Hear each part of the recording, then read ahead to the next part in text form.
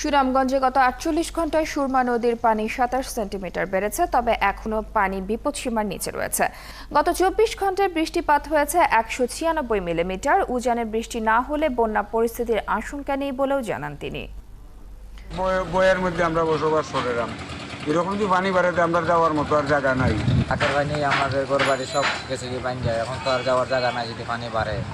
পানি উন্নয়ন বোর্ডের নির্বাহী প্রকৌশলী জহিরুল ইসলাম জানান, বর্ষণের কারণে পানি বেড়েছে, তবে এখনো পানি বিপদসীমার ৯ সেন্টিমিটার নিচে আছে।